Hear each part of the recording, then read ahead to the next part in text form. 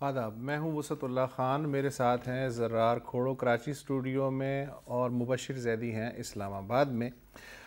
وزیر اعظم پاکستان ایک جانب جبکہ پاکستان کے اندر پاناما لیکس کو لے کے اپوزیشن کے گلے بیٹھ گئے ہیں، کبھی 7 نکات آ رہے ہیں تو کبھی کچھ آ رہا ہے، ایک دوسرے کے خلاف تند و تیز لہجہ استعمال ہو رہا ہے، سختیاں آ رہی ہیں۔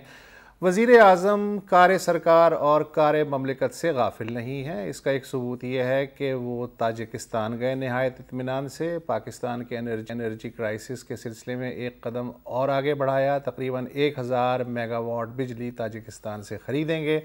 واپسی پہ خوش و خرم نواز شریف صاحب نے اپنے ساتھ جانے والے صحافیوں سے بھی کچھ بات چیت کی۔ انہوں نے کہا کہ میں اپوزیشن کو پاناما پیپرز کے سلسلے میں جواب دہ نہیں ہوں، سیاستدان کمیشن بننے کی کوشش نہ کریں۔ اس کے علاوہ وزیر اعظم نے کیا کہا، اس کی ایک جھلک دیکھتے ہیں۔ کمیشن والی باتیں کمیشن میں ہوں گی، پارلیمنٹ والی باتیں پارلیمنٹ کمیشن کا انتظار ہے، اور میری دلی خواہش ہے کہ کمیشن بنے۔ دلی خواہش تھا کہ ہر چیز بالکل صاف شفاف طریقے سے قوم کے سامنے آئے۔ ان کا ٹارگٹ کرپشن نہیں ہے، کرپشن کو ختم کرنا ہے، ان کا ٹارگٹ نواز شریف۔ کیا غلط بات کی ہے نواز شریف؟ سر دیکھیں، جب پہلے میں نے رپورٹ اس کی ٹکرز دیکھی تھی کہ جی میں جواب دہ نہیں ہوں، تو میں نے تو ایک پورا مقدمہ بنایا ہوا تھا کہ جی یہ بالکل شہنشاہ بننے کے چکروں میں ہے اور شہنشاہ کے سامنے کون آواز اٹھا سکتا ہے وغیرہ وغیرہ۔ لیکن پھر پوری بات سننے کے بعد تو مجھے بھی میں مجبور ہوں کہ یار کوئی اس میں کوئی غلط بات نہیں کی، بالکل صحیح بات کی۔ ذرا 30 سیکنڈ تو انہوں نے بات نہیں کی ہوئی ہے نا نواز شریف صاحب، لمبی بات کی ہوگی۔ وہ جو رپورٹر ساتھ گئے تھے انہوں نے ہی رپورٹ کیا ہے کہ انہوں نے یہ بھی کہا تھا اس میں کہ میں اپوزیشن کے سامنے جواب دہ نہیں ہوں، جو کہ ایک ظاہر ہے کہ ٹھیک بات ہے، اور سیاستدان کمیشن بننے کی کوشش نہ کریں جب آلریڈی کمیشن بننے کی ریکویسٹ چلی گئی ہے۔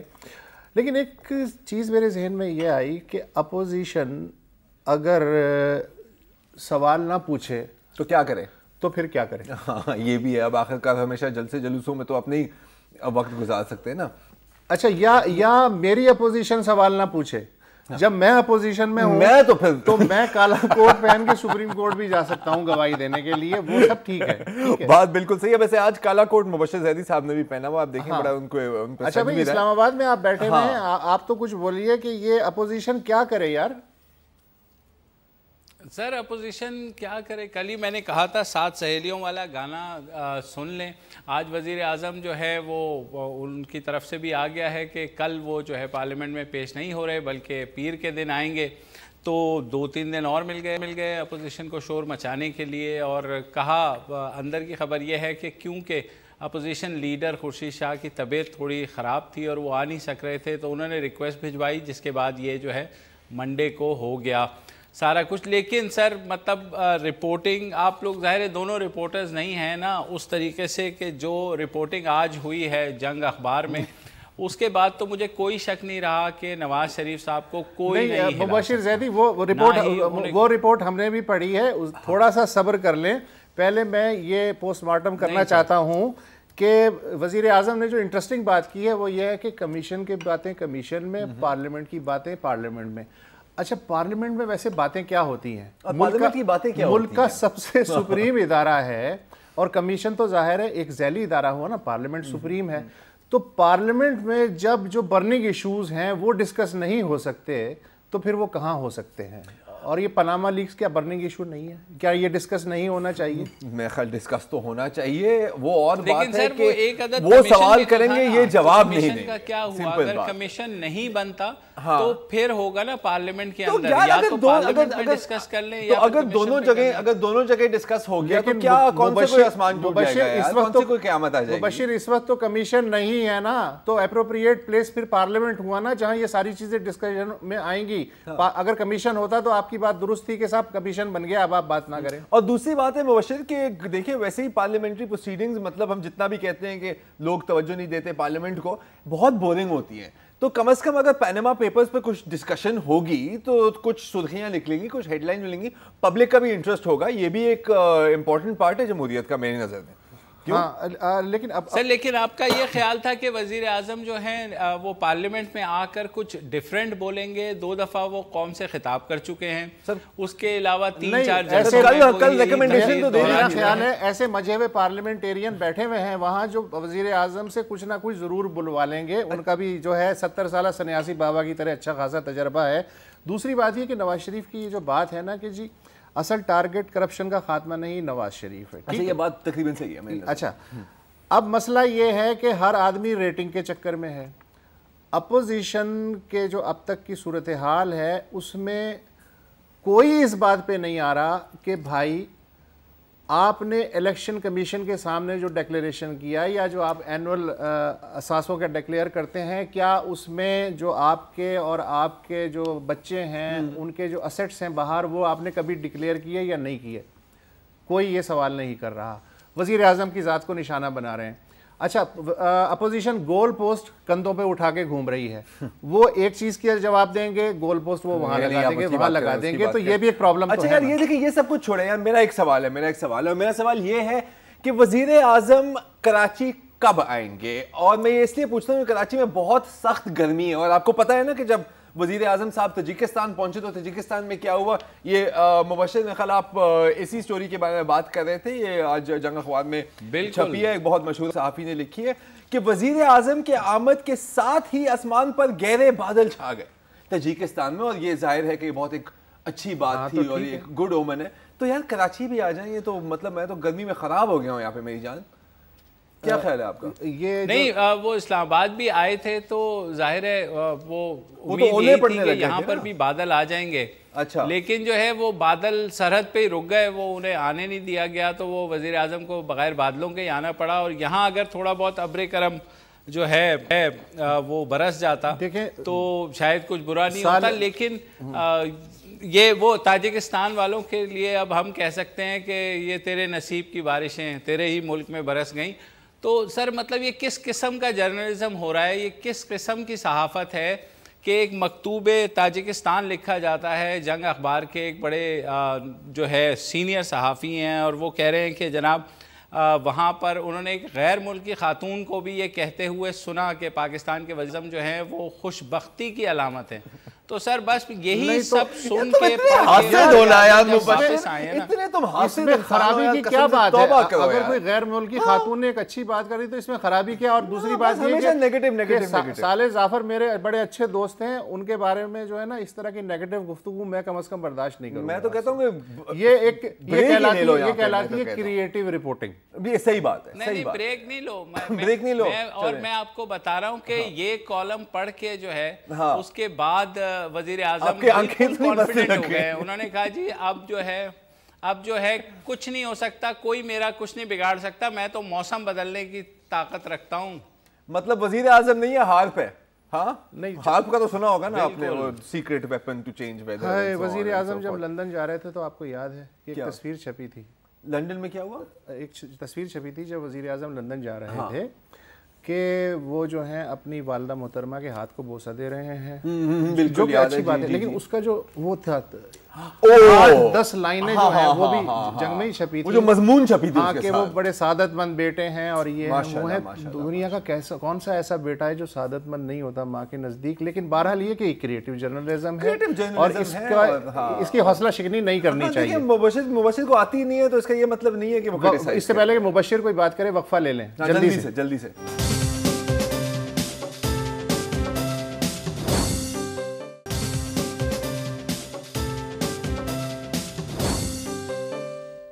Welcome back.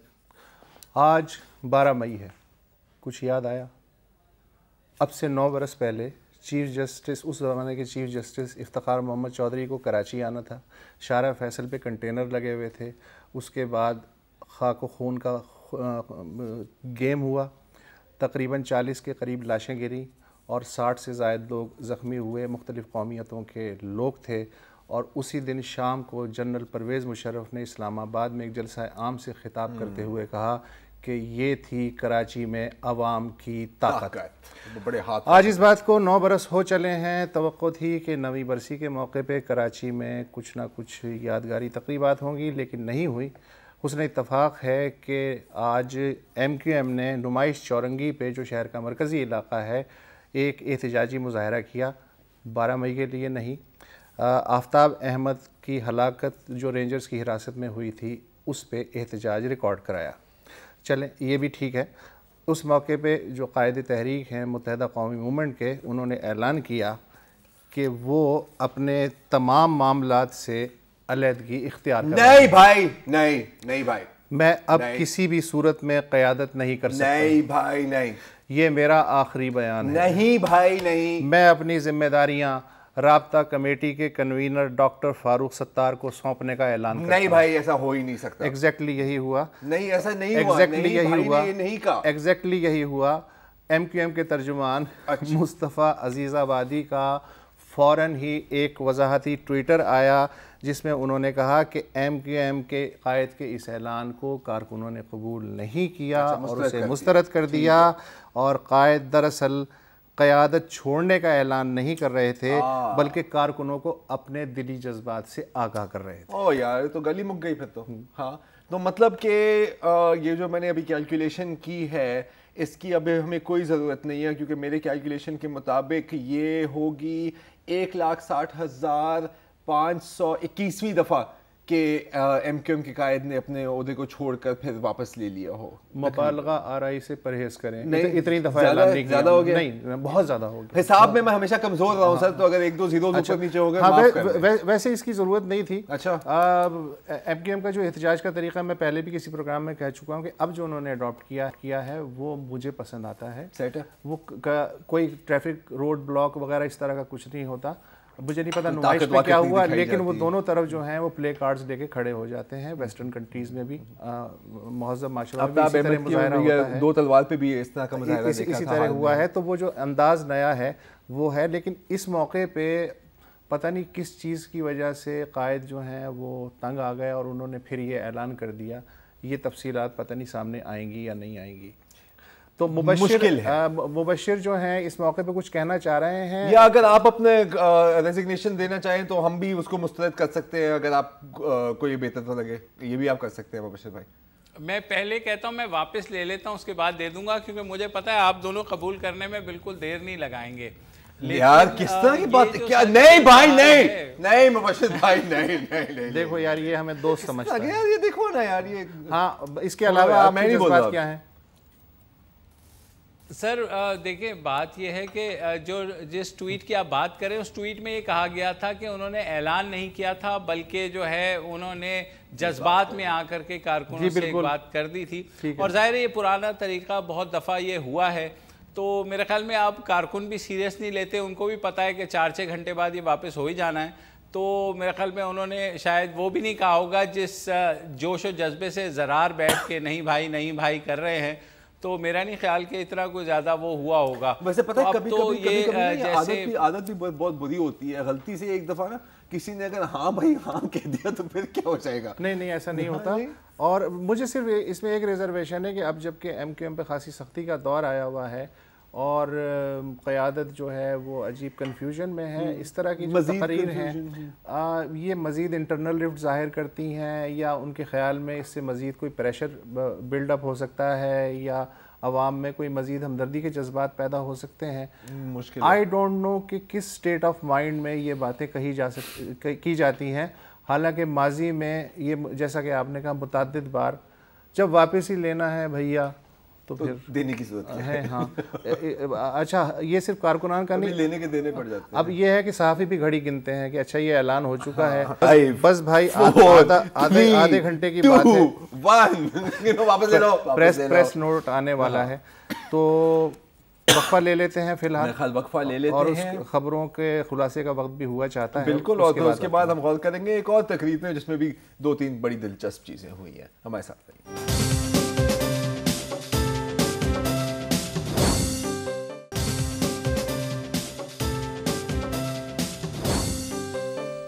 ویلکم بیک جی. اور جیسے آپ جانتے ہیں پشاور کے حلقے PK8 میں ووٹس کی گنتی جاری ہے. کچھ رپورٹس کے مطابق نون لیگ کے ارباب وسیم حیات صاحب لیڈ میں ہیں اور PPP کے امیدوار تیماش خان सेकंड पोजीशन में है। सारी रिपोर्ट्स गैर हतमी और अनऑफिशियल हैं, गैर सरकारी हैं। कोई और रिपोर्ट्स में भी ये भी कहना है कि नहीं जी, तैमश खान आगे हैं और नून लीग के उम्मीदवार सेकंड नंबर पर हैं और पीटीआई के उम्मीदवार तीसरे नंबर पर हैं। लेकिन अभी इलेक्शन बहुत क्लोज है, इस पर कोई फाइनल वर्ड देना अभी रिस्पॉन्सिबल होगा, अभी पॉसिबल नहीं होगा। अच्छा जी, अब पिछले सेगमेंट में हम बात कर रहे थे कि अल्ताफ हुसैन साहब ने एक बार फिर इस्तीफ़ा दिया और एक बार फिर कारकुनों ने उस इस्तीफे को मुस्तरद कर दिया। अब ये बड़ी एक सेफ प्ले है मुत्तहिदा के सरबराह की, उनको पता है कि आखिरकार कोई ये नहीं कहेगा कि हाँ भाई बिल्कुल आपने सही बोला और आप हट जाएं। लेकिन इसका ये मतलब नहीं है कि हर सियासतदान और हर सियासी लीडर इस तरह की रिस्क ले सकता है। जैसे इमरान खान साहब को पता लगा पिछले रोज बन्नू के जलसे में। जरा मुलाहिजा फरमाइए। 3 साल हो गए, क्या स्कूलों में बेहतरी आई है? इधर बन्नू में नहीं आई अभी। अच्छा, दूसरा, पुलिस का निजाम ठीक हुआ, बेहतर हुआ, बेहतर हुआ। हाथ करके बताओ ना। अच्छा, क्या मुझे यह बताएं कि रिश्वत कम हुई? नहीं, हाथ खड़ा करके बताओ ना। अच्छा, मजे की बात लेकिन है। ये मजाक नहीं उड़ा रहे हैं। एक मिनट सर आप 10 मिनट ले यार। ये ठीक है, इन्होंने रिस्क लिया, बैकफायर हो गया। बैकफायर। मजे की बात है, पूरे मजमे में किसने हाथ उठाया कि हाँ पुलिस का निजाम ठीक हो गया, हाँ बेहतरी आई है? परवेज खटक जो साथ खड़े हुए थे। चिड़ी उड़ी, चील उड़ी। सर एक सवाल जो कि मेरे ख्याल में इमरान के मुंह में ही रह गया, बोले। हाँ, वो ये था कि शायद वो कहते कहते रुक गए कि जो है क्या मैं वजीर आजम बन सकता हूँ? तो उस वक्त मजमा क्या कहता सर? नहीं, दूसरी बात यह है कि ये जो कैलकुलेटेड रिस्क लिया जाता है ना कि जी चूंकि मजमा हमारा है, अवाम का ठाटे मारता हुआ समंदर है, लिहाजा मैं जो कहूँगा मजमा आंखें बंद करके हाँ कहेगा। मुझे 1972 में भुट्टो साहब का एक जलसा याद आ रहा है, निश्तर पार्क में। उन्होंने आदेश को मंजूर करवाना चाहते थे तो उन्होंने लंबा चौड़ा मुकदमा बना के जो है वो पेश किया। उसके बाद क्या हुआ मैं ये आपको दिखाना चाह रहा हूँ। दिखाइए जनाब।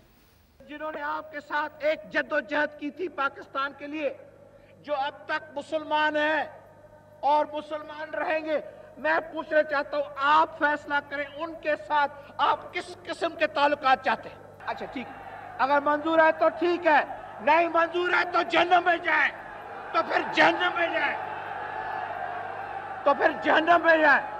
आपकी बात मान ली, ना मंजूर जहन्नम में जाए, सुअर के बच्चे जहन्नम में जाए। उफ उफ उफ। देखा, यानी मैंने भुट्टो साहब को एक जो उनका जो अंदर का फ्यूडल था उसको इतना बेबस किसी जलसे में नहीं देखा था।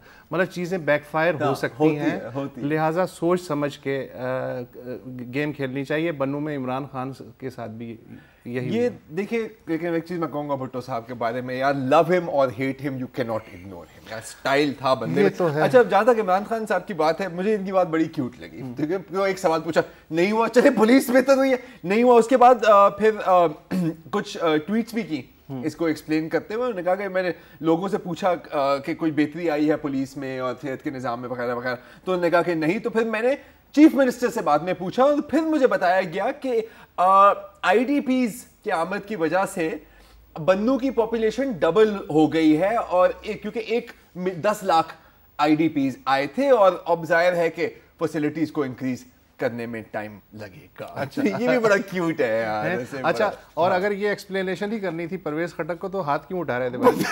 कि सब ठीक है सर, वो डिफरेंट सोच रहा था ना वो अगेन यू नो फ्रिज उड़ी नहीं, फ्रिज तो नहीं उड़ती यार, हाथ नीचे कर तो यू नो इस तरह। सर ये ऐसे हाथ उठाने का दूसरा मकसद भी तो होता है कि उन्होंने हाथ खड़े कर दिए कि बस अब कुछ नहीं हो सकता, मैं कुछ नहीं कर सकता।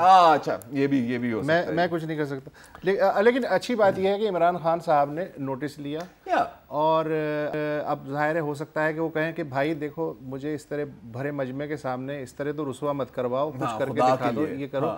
लेकिन वो दूसरी बात है कि जो خیبر پختونخوا کا احتساب کمیشن ہے اس کے پر پہلے سے کاٹ دیے گئے ہیں، یہ تو اور سابق ڈی جی جو اب سابق ہی ہیں انہوں نے اسی بنیاد پہ استعفیٰ دے دیا تھا کہ جی کوئی بھی مقدمہ کسی وزیر کے خلاف ایک 5 رکنی کمیٹی ہے اس کے بغیر آپ نہیں کر سکتے، درج نہیں کر سکتے، بھلے کس طرح کا بھی مقدمہ ہو، تو انہوں نے استعفیٰ دے دیا۔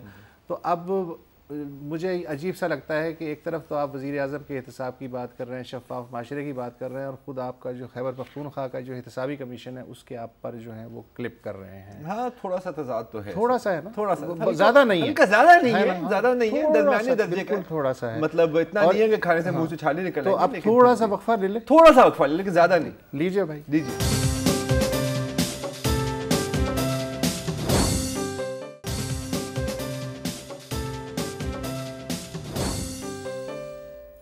Welcome back. یہ پچھلے سال اگست یعنی 2015 کی بات ہے، قصور کا ایک گاؤں تھا حسین خان والا، وہاں سے خبر آئی کہ تقریباً 300 بچوں کا جنسی استحصال ہوا ہے۔ وہاں کوئی بااثر گروہ تھا، وہ نہ صرف جنسی استحصال کرتا تھا بلکہ ان کی تصاویر اور ویڈیوز بھی بناتا تھا، بہت بڑا سکینڈل تھا۔ حکومت پنجاب نے ایک مشترکہ تحقیقاتی کمیٹی بھی بنائی، گرفتاریاں بھی ہوئیں، مقدمات بھی قائم ہوئے، لیکن رفتہ رفتہ ظاہر ہے کہ خبروں کے دباؤ کی وجہ سے ہمارے ذہن سے اور آپ کے ذہن سے بھی محو ہوتا چلا گیا ہوگا۔ اس میں ایک میں آپ کو بتا دوں کہ 2 ملزموں کو سزا ہوئی ہے، عمر قید اور 3 لاکھ روپے جرمانہ۔ لیکن اچھا یہ بھی صرف اس وقت بائی دی وے جو باقی جو وکٹمز تھے ان پر بہت دباؤ تھا، 1 یا 2 لڑکے تھے جو ڈٹے رہے، انہوں نے کہا کہ نہیں، ویسے تو بظاہر 14-15 ملزموں کے نام شروع میں آئے تھے، ٹھیک ہے۔ اسی سے ملتا جلتا ایک واقعہ اب سامنے آیا ہے، لیکن وہ خیبر پختونخوا کے مالاکنڈ ڈویژن میں سوات میں 28 ستمبر 2014 کو یعنی 2 سال پہلے ایک 13 سالہ بچہ اغوا ہوا۔ چند دن پہلے اسے 2 افراد بری کوٹ ایک علاقہ ہے وہاں گاڑی میں سے پھینک کے فرار ہو گئے۔ پولیس کے پاس وہ پہنچا اور پولیس کو اس نے اپنی داستان سنائی، گیم گریپ کے بارے میں بتایا، یہ بھی بتایا کہ اور بھی بچے اس گروہ کے پاس ہیں، اور یہ بھی بتایا کہ پولیس والے بھی باقاعدگی سے آتے تھے اور ان بچوں کے ساتھ زیادتی کرتے تھے۔ اس دوران ایک شخص شیری زادہ صحافیوں کے پاس پہنچا، اس نے اس گروہ کی کھینچی ہوئی سینکڑوں تصاویر اور ویڈیو صحافیوں کے حوالے کی۔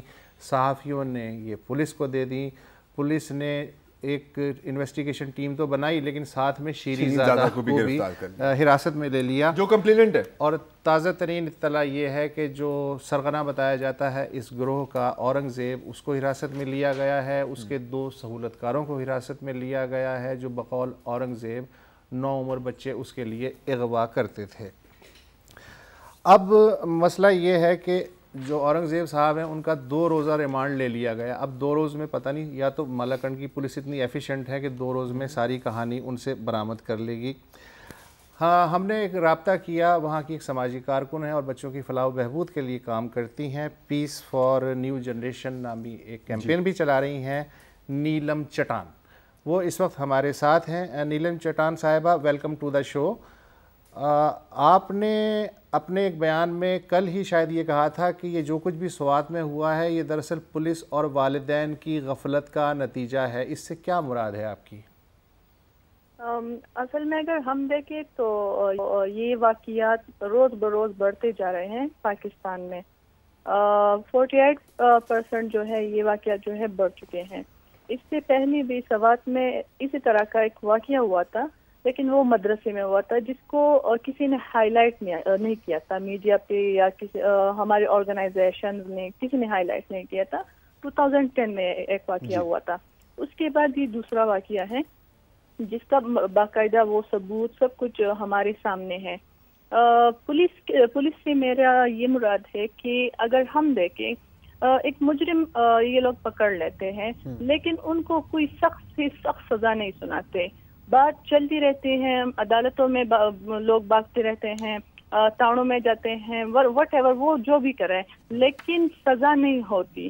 اگر ہم ایک مجرم کو سخت سے سخت سزا دیں تو ہو سکتا ہے کہ کل دوسرا کوئی بندہ ایسا جرم کرنے سے پہلے۔ لیکن نیلم صاحبہ سزا دینا پولیس کا کام تو نہیں، یہ تو عدالت کا کام ہے۔ اور دوسری بات کہ قصور کی اگر ہم مثال دیں نیلم بی بی، تو اب صحیح ہے, بہت لوگ اس میں ملوث تھے, لیکن کم از کم 2 لوگوں کو عمر قید کی سزا دی ہے, اور یہ بھی کافی سخت سزا ہے جو ان پہ 2 دفعے لگے ہیں. تو آپ کا کیا خیال ہے کہ اس سے کوئی فرق نہیں پڑے گا, یا قصور میں جو ہوا ہے اس کے اثرات سوات تک نہیں پہنچیں گے؟ اگر آپ دیکھیں, آپ کی بات سے میں اتفاق رکھتی ہوں کہ سزا دینا عدالت کا کام ہے, لیکن اگر ہم یہاں پہ دیکھیں جس بندے نے ثبوت دیتے, جس بندے نے پولیس والوں کو بتایا تھا کہ یہاں پہ ایسا کوئی غلط کام ہو رہا ہے, اس کے خلاف کیوں مقدمہ درج ہوا ہے؟ یہاں پر بھی ایک بات ہوتی ہے نا کہ اگر ایک بندہ آپ کی مدد کر رہا ہے, آپ اس کے خلاف مقدمہ درج کروا رہے ہیں, شرم کی بات ہے ہمارے لیے. ہمیں چاہیے کہ ہم اس کو سپورٹ کریں اس بات میں, صحیح ہے. اور یہ بات ہے. اور خود اس رپورٹ میں کتنی صداقت ہے کہ خود کچھ پولیس والے بھی اس گینگ کے ساتھ ملے ہوئے تھے اور وہ بھی جنسی استحصال میں مصروف تھے. دیکھیے صاف سی بات ہے, ظاہر سی بات ہے, وہ کہتے ہیں نا دودھ کا دودھ اور پانی کا پانی ہو جائے گا. یہ کلیئر ہے, اور یہ بات سامنے بھی آئی ہے کہ جب اس جگہ پہ چھاپا مارا گیا, پولیس والے پہنچ گئے تو وہاں سے بچے فرار ہو گئے تھے, ان کو بگایا گیا تھا. وہاں سے صرف ایک بچہ ان کے ہاتھ میں آیا, ٹھیک ہے. تو اس سے صاف پتہ چلتا ہے کہ ان کے ساتھ کوئی نہ کوئی ملا ہے, ان کے پیچھے کوئی نہ کوئی بڑا ہاتھ ہے. اگر ایک بندہ آپ کو ثبوت دیتا ہے اور اس کے خلاف مقدمہ درج ہوتا ہے تو اس سے صاف ظاہر ہوتا ہے کہ کوئی نہ کوئی ہے جو اس مجرم کو سپورٹ کر رہا ہے, اس کو بچانے کی کوشش کر رہا ہے.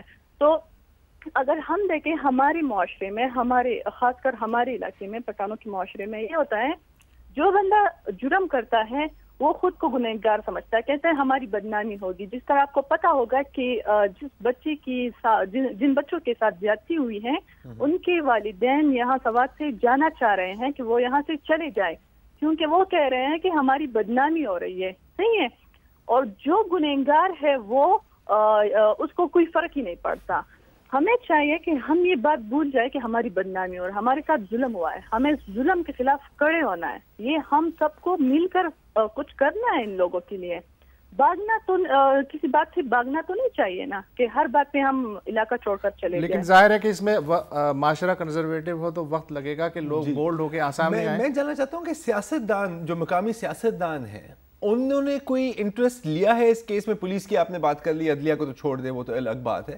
جو مقامی سیاستدان ہیں نیلم بی بی, ان کا ابھی کیا رویہ ہے, کیا موقف ہے ان کا؟ ابھی تک میں نے نہ کسی ایم این اے کو دیکھا ہے کہ انہوں نے اس حوالے سے کوئی بات کی ہے, نہ کسی ایم پی اے کو دیکھا ہے کہ اس حوالے سے بات کی ہے. صرف میں نے 2-3 نیوز چینل کو دیکھا ہے کہ انہوں نے اس بات کو ہائی لائٹ کیا ہے. اس سے پہلے یہاں پہ میڈیا پرسنز کی میٹنگ بھی ہوئی تھی, اور اس میں کہا گیا تھا کہ ہمیں یہ جو اسکینڈل ہے اسے روکنا چاہیے, اس کو ہائی لائٹ نہیں کرنا چاہیے, اس سے اس علاقے کی بدنامی ہوگی. لیکن کچھ لوگوں نے یہ کہہ کر یہ پیکج تیار کیا کہ نہیں, اس سے اویئرنیس آئے گی تاکہ کل کوئی اور بچہ ان بچوں جیسا ظلم برداشت. آپ کہہ رہے ہیں کہ جو مقامی صحافی ہیں وہ کہہ رہے تھے کہ اس ایشو کو ہائی لائٹ نہ کریں کیونکہ علاقے کی بدنامی ہوگی, اب یہ کہہ رہے ہیں؟ جی بالکل, جی بالکل. ماشاءاللہ, اس سے آپ اندازہ لگا لیں کہ اویئرنیس کسی ایشو کے بارے میں پھیلانا کتنا مشکل ہے. اچھا یہ تو صحافی اور والد بہت ساری باتوں کے بعد یہ بات جو ہے, یہ اسکینڈل جو ہے سامنے آیا ہے, اسے ہائی لائٹ کیا گیا ہے. مجھے خود 3 دن پہلے مطلب پتا لگا کہ اس طرح کا کوئی مسئلہ ہوا ہے.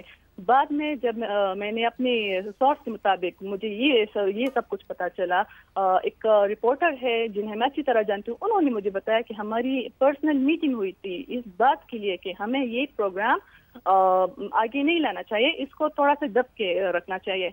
پھر ایک انگلش نیوز پیپر ہے, ڈان نیوز پیپر, اس میں یہ سٹوری چھپی. اس کے بعد ساری نیوز چینل والوں نے اس کو ہائی لائٹ کیا ہے. اچھا اسی سے متعلق ایک خبر یہ ہے کہ جب اتنا اویئرنیس کو پھیلانا مشکل ہے کہ ان کو اتنی مشکلات کا سامنا ہے, ایک طرف یہ ہے, دوسری طرف خود سرکار بھی بعض اوقات رکاوٹ بنتی ہے. خبر ہم ٹی وی چینل جو ہے اس پہ ایک سیریل چل رہی ہے اڈاری, اور یہ اڈاری بھی چائلڈ ابیوز کا جو مسئلہ ہے اسے ہائی لائٹ کرنے کے میں ہے.